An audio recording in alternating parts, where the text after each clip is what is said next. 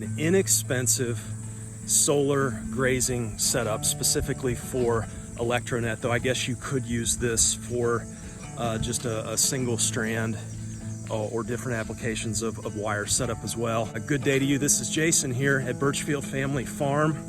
We are in Oxford, Ohio. We're running grass-fed red Devon cattle, St Croix sheep, chickens, and Idaho pasture pigs. Our specialty is kind of in that rotational grazing niche. Walking through our 26-acre hayfield right now. I got Sam on the 300 hauling some water back here. We're going to do a sheep move. We got the sheep contained in our electronet, and I want to go over a recent development we've had, something we've discovered here with our electric fence. Let's get into this. As we are walking back here, I wanted to encourage you with this word from Psalm 127, unless the Lord builds the house, its builders labor in vain. Unless the Lord watches over the city, the watchmen stand guard in vain. Sheep. Our sheep set up here. We are grazing fence rows this time of the year. You can see, look right down the line there. You can see they've got this eaten down. Been here for 2 days. We're gonna do a move and then show you how we have recently connected our solar, go over all the details. We'll link to the purchases that we've made here. All right, so first thing we do here when we make a move, we do water. So we bring our tubs over into the new section. Got Samer here on the old 300. We do have to haul water back here, which is a pain. But context-wise, we're about a half a mile back, from the house and the homestead and all the electricity. So that's kind of the context here. No juice back here to tie into, to clip onto. So get this water done and get them on the move. About a 40-gallon tank here we haul water back on, and for 40 U's, it's going to last us 2 to 3 days. Okay, so to move these ladies, we're going to have to find that break down here, the first one. We got the mineral down here, so I'll probably come in right on this side of the mineral and keep them over this way, and I'm going to try and disconnect that first fence. Of course, they're going to want to come this way because they think they're getting feed. But we'll be able to get by with this being not hot here for, a few minutes while we move. Okay, back sheep, back. Nope, that way. Yep, that way. Go on. Okay, so we have a woven wire field fence running down. That's the property line right there. And so that electronet now is up against that woven wire, up against a tree there. That point is they can't get through, and we have separated both the mineral and then this first net. That's the point. So we'll gather up this first net and move it over to the other side. Okay, this is that first net here. We just moved it. We're leaving the end open. Sawyer's going to stay down here. And if I did not have help, this is a setup you could do by yourself. You see Ev there. She just opened up that gate into the first net we moved, and she's going to run the sheep now into this section. If I didn't have Sawyer behind me, then I would just close off that other end there, but I'm going to leave it open just so we don't have to horse around with it, and then we'll get the sheep moved over into this first section with that fresh water ready to go. Okay, here we go. She's got them on the move. Once they discover the fresh stuff down here, they'll be all about it. Come on, sheeps. Come on.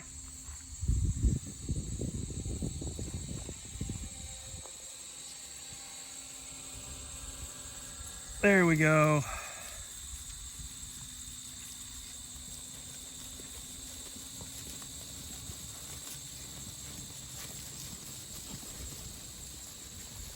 And then once we get everybody in here, we will move this net section back across.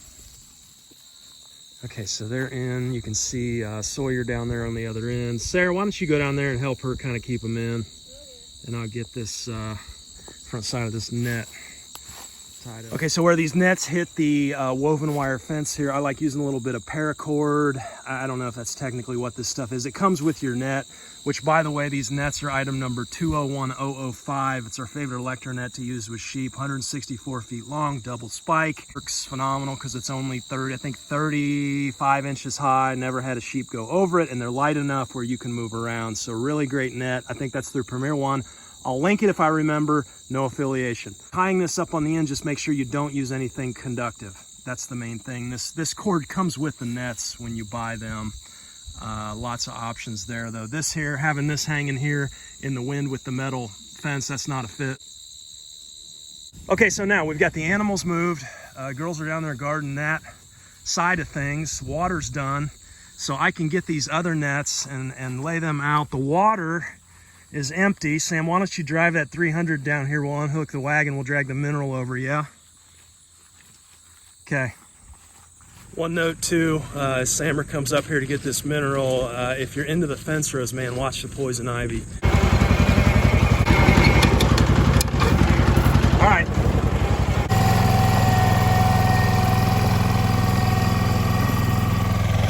Nope, back.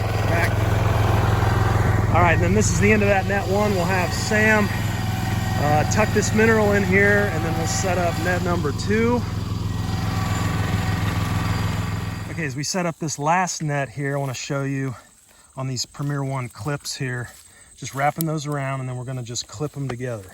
That's kind of how we tie these nets together on the end. Okay, so nets are up, sheep are moved and grazing.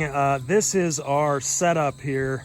I'm going to kind of go over two phases of this. Okay, this is our old setup here, just what you see kind of in the picture, right? You got your solar energizer, which is a Patriot P5, our battery, which is a car battery. Get you some specs on that, and 2 rebar rods. Now we just use the flat side of an axe there to pound these rebar rods in. Insulated wire, which I guess you wouldn't have to have, we did. Connect that to the rebar, and then that all connects to the wire going over here to your ground terminal on your charger. Okay, that's just a screw-on port there. Your other side has your alligator clip coming from that stud over to your clip here. Okay, and remember, we had those clips, all the fences are clipped together. So if we make it hot here, the whole thing's gonna be hot. So I just wanted to start with, like, this is the basic setup. Okay, and then you're gonna take black on negative, red on positive. Okay, I like to just wiggle, get a good connection there on those alligator clips, and then you'll come over here to your charger.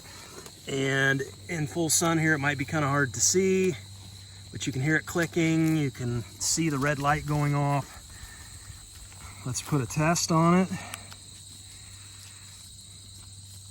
Yeah, see, 10,000 kilovolts there. So that baby's red hot on that battery. Now, here's the setup, and here's the dilemma.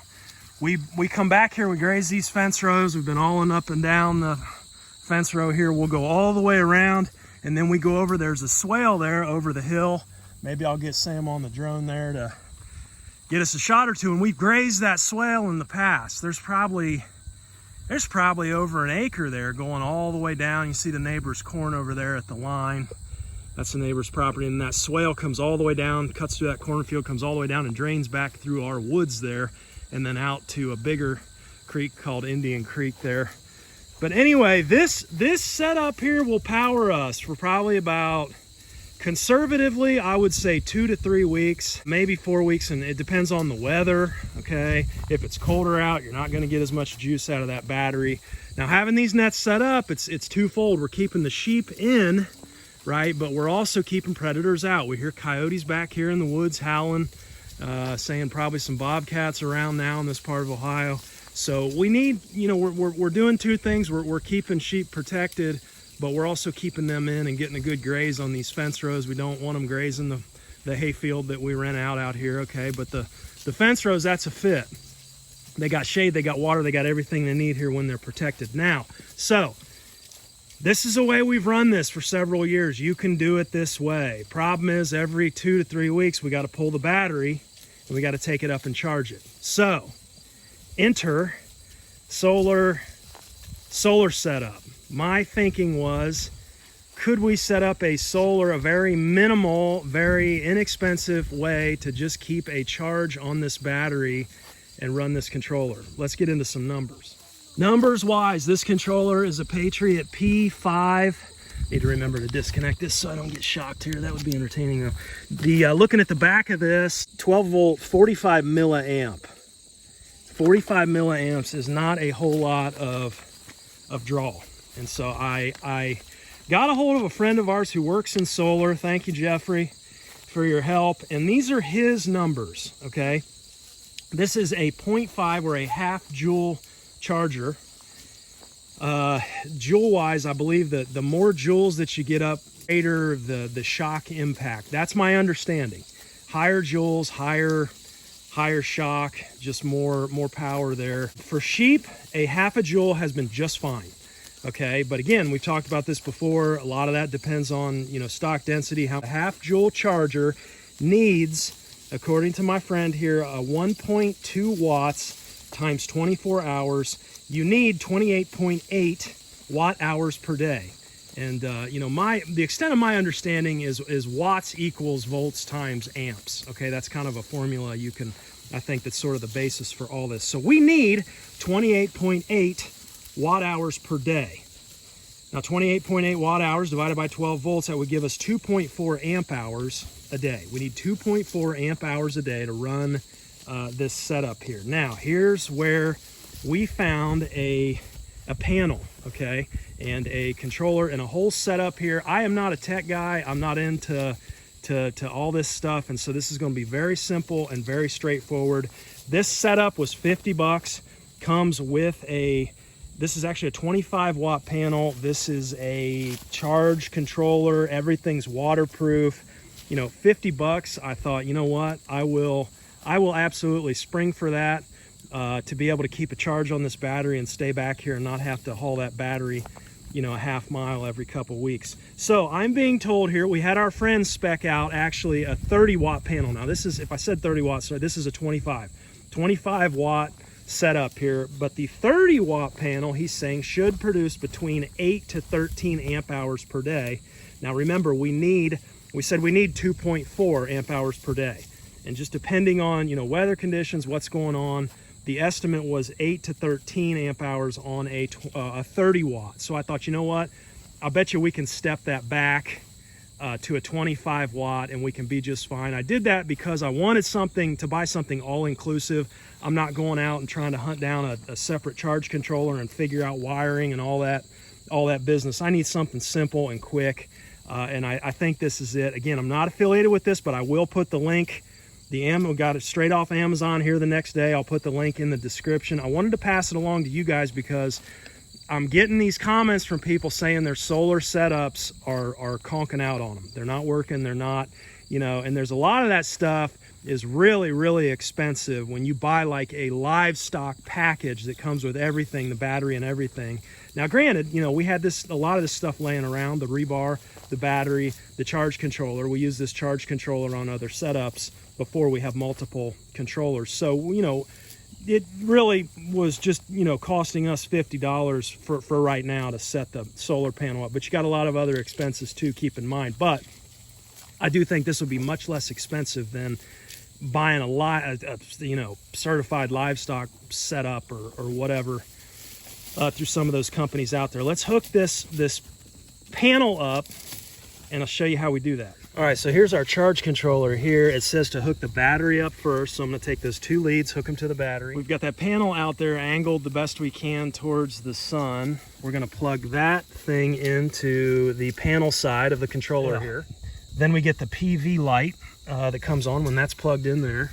And then this cord here, this comes with the setup, but this is gonna plug right into that controller again. And then these 2 leads down here, we're gonna clip those 2 leads right to our fence energizer leads. Now, as soon as we hook those leads up there to our charge controller, our controller started pulsing. So we know we're hot.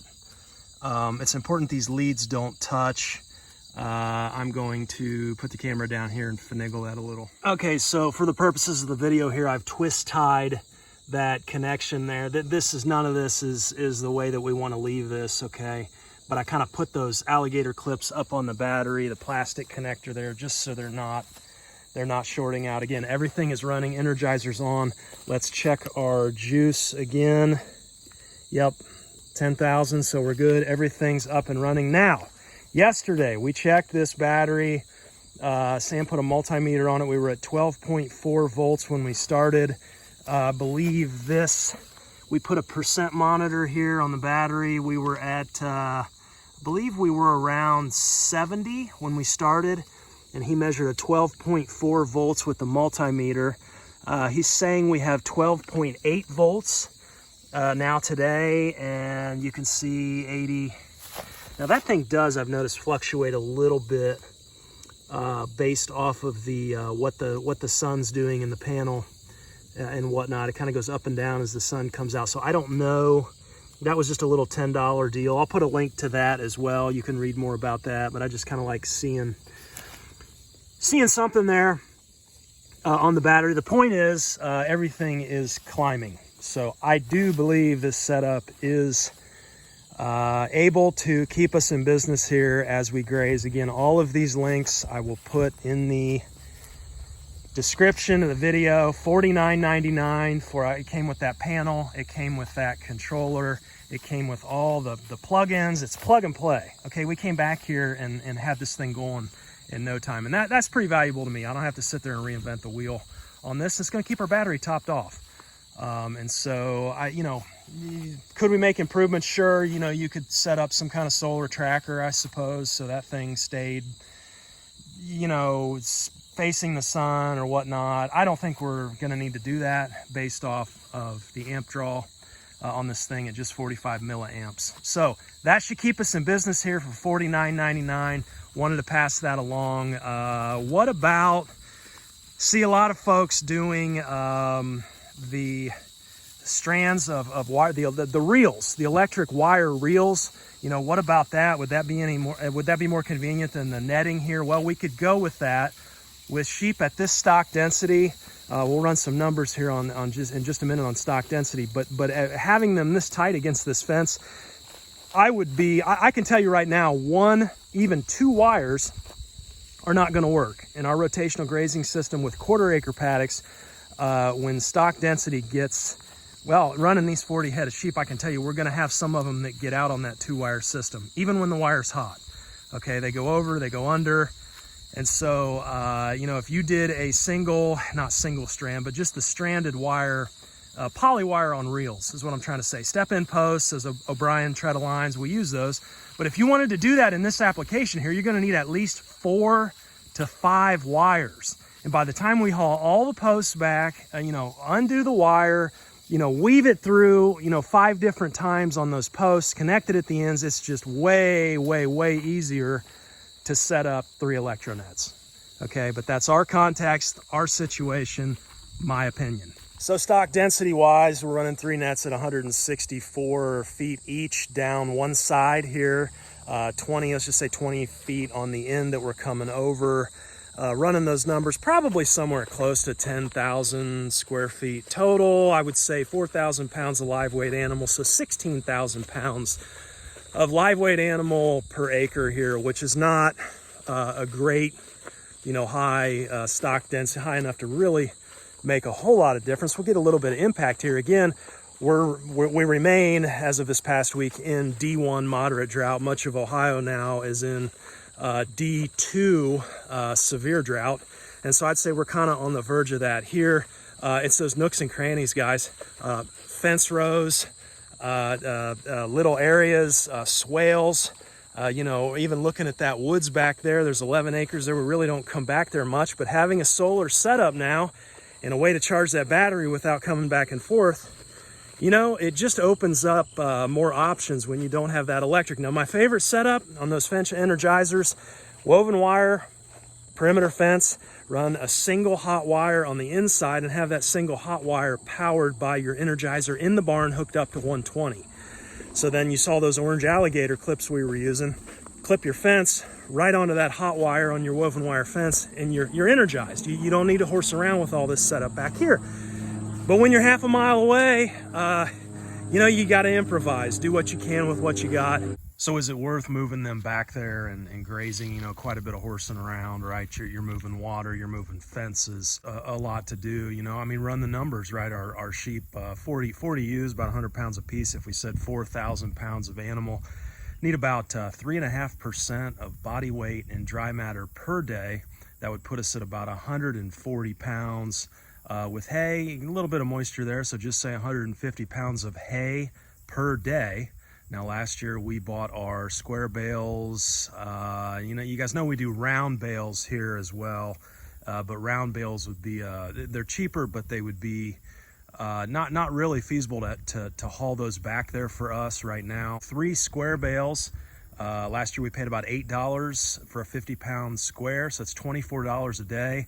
You say 6 weeks back there, 42 days, you're right around $1,000 that we would be saving in hay by keeping them grazing. Now, it's not just about the money that we save by not feeding hay. Hay is a subpar, subnutritional feed in my opinion, because it does not have moisture.